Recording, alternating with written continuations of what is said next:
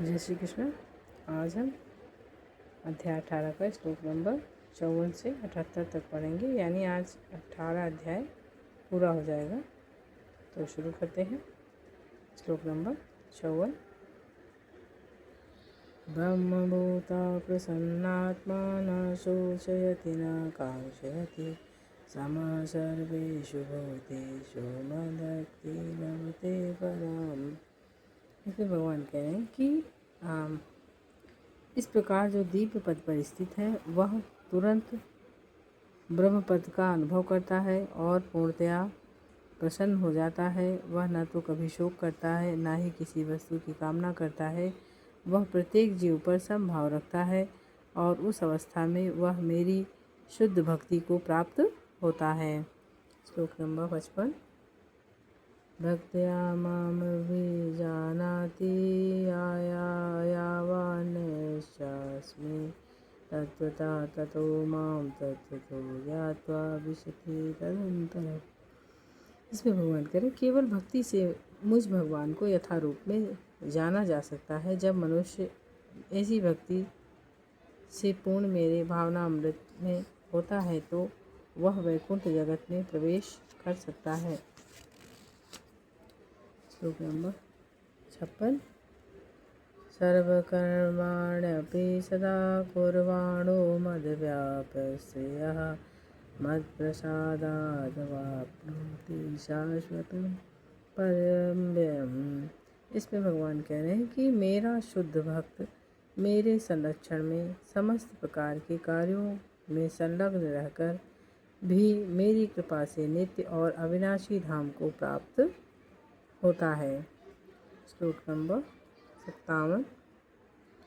चेतसा कर्माणि सर्वकर्माणि मयि सन्यस्य मत्परः बुद्धियोगमुपाश्रित्य माश्रित्य संततं भवः। इसमें भगवान करें सारे कार्यों के लिए मुझ पर निर्भर रहो और मेरे संरक्षण में सदा कर्म करो।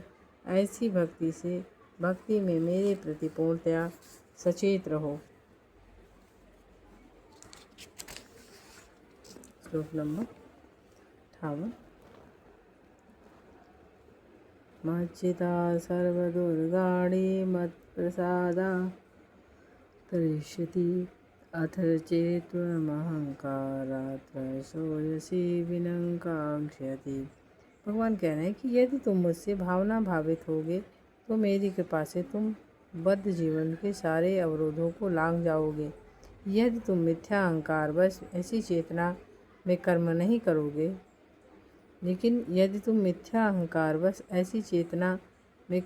करोगे और मेरी बात नहीं सुनोगे तो तुम विनष्ट हो जाओगे। श्लोक नंबर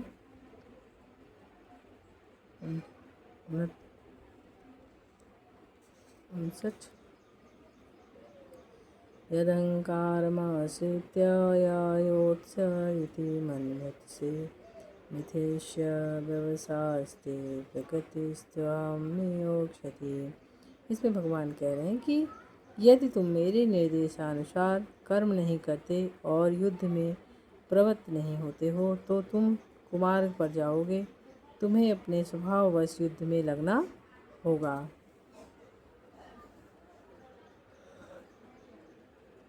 श्लोक नंबर 60। स्वभावजेन कौन्तेय निबद्धः स्वेन कर्मणा कर्तुनेच्छसि योन्महात् कारयिष्यसि वशोऽपि तथा। इसमें भगवान करें कि इस समय तुम मोहवश मेरे निर्देशानुसार कर्म करने से मना कर रहे हो, लेकिन हे कुंती पुत्र, तुम अपने ही स्वभाव से उत्पन्न कर्म द्वारा बाध्य होकर वही सब करोगे।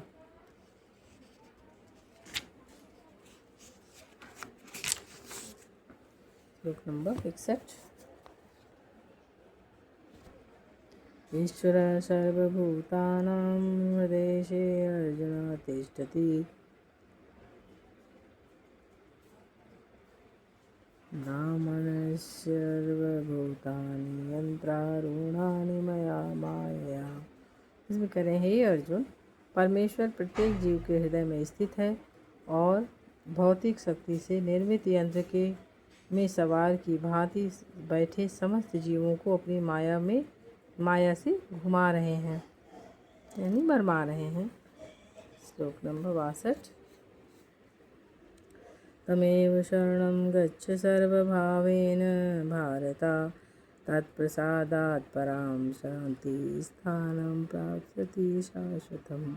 इसमें कह रहे, हे भारत, सब प्रकार से उसी की शरण में जाओ, उसकी कृपा से तुम परम शांति को और परम नित्य धाम को प्राप्त करोगे।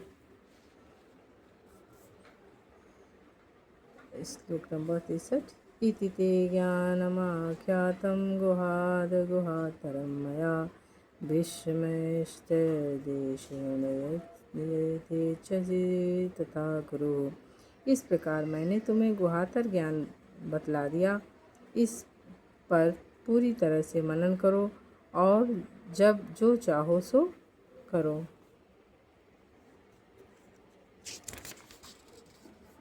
श्लोक नंबर 64। सर्गुहातं भूय शृणु मे परमवचः, इष्टोऽसि मे दृढीमति ततो वक्ष्यामि मे ते हितम्। इसमें भगवान कह रहे हैं कि चूँकि तुम मेरे अत्यंत प्रिय मित्र हो, अतएव मैं तुम्हें अपना परम आदेश, जो सर्वाधिक गुहा ज्ञान है, बता रहा हूँ। इसे अपने हित के लिए सुनो। श्लोक नंबर 65। मन्मना भव मदत्को मद्यादिमान् नमस्कुरु, मामे वैश्यसि सत्यं ते प्रतिजाने प्रियोऽसि मे। इसमें कह रहे हैं भगवान कि सदैव मेरा चिंतन करो, मेरे भक्त बनो, मेरी पूजा करो और मुझे नमस्कार करो। इस प्रकार तुम निश्चित रूप से मेरे पास आओगे। मैं तुम्हें वचन देता हूँ, क्योंकि तुम मेरे परम मित्र हो। श्लोक नंबर 66। सर्वधर्मान् परित्यज्य मामेकं शरणं व्रज, अहं त्वां सर्वपापेभ्यो मोक्षयिष्यामि मा शुचः। इसमें भगवान कह रहे हैं कि समस्त प्रकार के धर्मों का परित्याग करो, मेरी शरण में आ जाओ, मैं समस्त पापों से तुम्हारा उद्धार कर दूंगा, डरो मत। श्लोक नंबर 67। इदं नातपस्य काय न भक्ताय कदाचन, न च शुश्रूषवे वाचं न च मां यो प्रशूयति। इसमें भगवान कह रहे हैं कि यह गुहा ज्ञान उनको कभी नहीं बताया जाए जो ना तो संयमी है, ना एक निष्ठ है और ना ही भक्ति में रत है, ना ही उसे जो मुझसे द्वेष करता हो।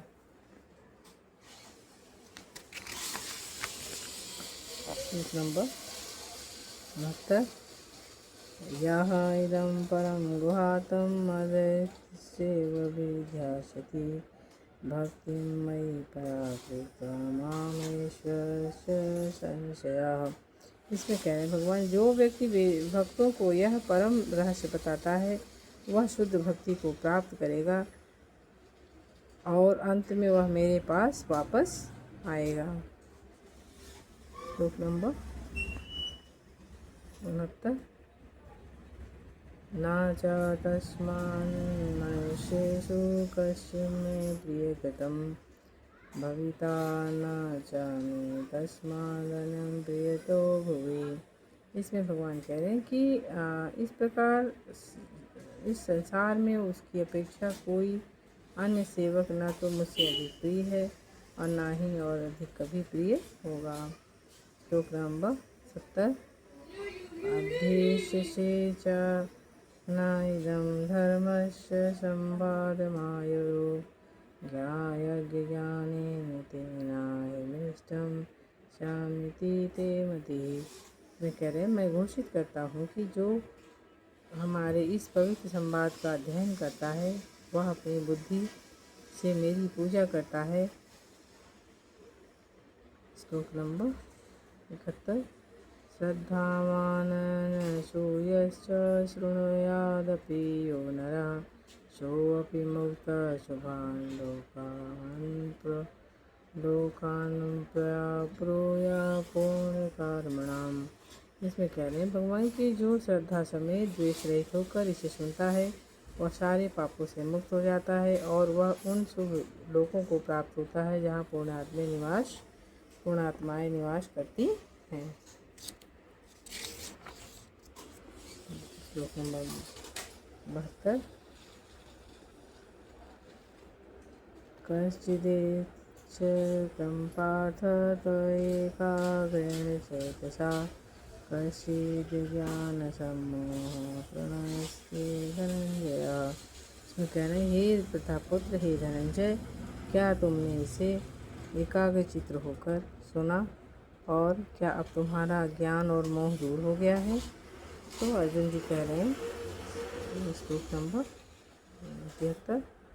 नष्टो मोहस्मि लब्धा तत्त्वप्रसादान्मोहितः स्थितोऽस्मि संशयं करिष्ये वचनं तव। इसमें फिर कह रहे हैं अर्जुन ने कहा कि हे अच्युत, अब मेरा मोह दूर हो गया है और आपके अनुग्रह से मुझे मेरी स्मरण शक्ति वापस मिल गया है। अब संशय रहित और दृढ़ हूँ और आपके आदेशानुसार कर्म करने के लिए उद्यत हूँ। श्लोक नंबर 74। इदं वासुदेवस्य पार्थस्य च महात्मना संवादं तस्मै सोऽस्यमद्भुतं रोमहर्षणम्। इसमें कह रहे संजय ने कहा कि इस प्रकार मैंने कृष्ण और अर्जुन इन दोनों महापुरुषों की वार्ता सुनी और यह संदेश इतना अद्भुत है कि मेरे शरीर में रोमांच हो रहा है। श्लोक नंबर 75। व्यासप्रसादाच्युतवानेतद्गुहामहं परं योगं योगेश्वरात् कृष्णात् साक्षात् कथयतं स्वयं। इसमें कह रहे हैं व्यास की कृपा से मैंने ये सब परम गुहा ज्ञान बातें साक्षात योगेश्वर कृष्ण के मुख से अर्जुन के प्रति कही जाती हुई सुनी हैं। ये संजय जी कह रहे हैं क्योंकि संजय जी महाभारत में सुना रहे हैं ना।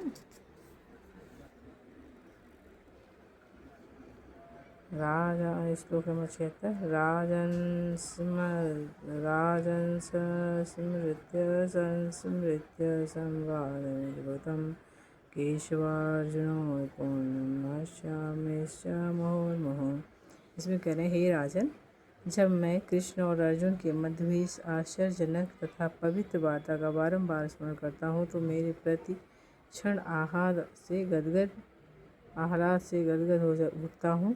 श्लोक नंबर 77। तस्य संस्मृत्य रूपम् अद्भुतं हरे विस्मयो हे महाराज पुनः पुनः। हे राजन, भगवान कृष्ण के अद्भुत रूप का स्मरण करते ही मैं अधिकाधिक आश्चर्यचकित होता हूँ और पुनः पुनः हर्षित होता हूँ। श्लोक नंबर 78।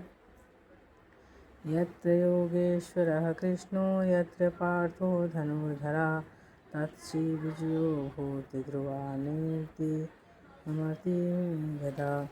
इसमें भगवान कह रहे हैं कि जहाँ योगेश्वर कृष्ण है, जहाँ परम धनुर्धर अर्जुन है, वहीं ऐश्वर्य विजय अलौकिक शक्ति और नीति भी निश्चित रूप से रहती है, ऐसा मेरा मत है। ये संजय जी कह रहे हैं धृतराष्ट्र से। और इस प्रकार मैंने ये भगवद गीता का 700 श्लोकों का थोड़ा थोड़ा करके वाचन किया है और हो सकता है बहुत ज़्यादा त्रुटियाँ हुई हों। और इस तरह से ये 18 अध्याय समाप्त हो रहा है। तो बहुत ही ज्ञान धैर्य इनको पढ़ के मिला और बहुत ही अच्छा लगा। अब अगला वाचन हमारा किसी धार्मिक पुस्तक का होगा। जय श्री कृष्ण। अगर कोई गलती हुई हो तो आप लोग क्षमा करिएगा और अगला वीडियो जल्दी आएगा। जय श्री कृष्ण।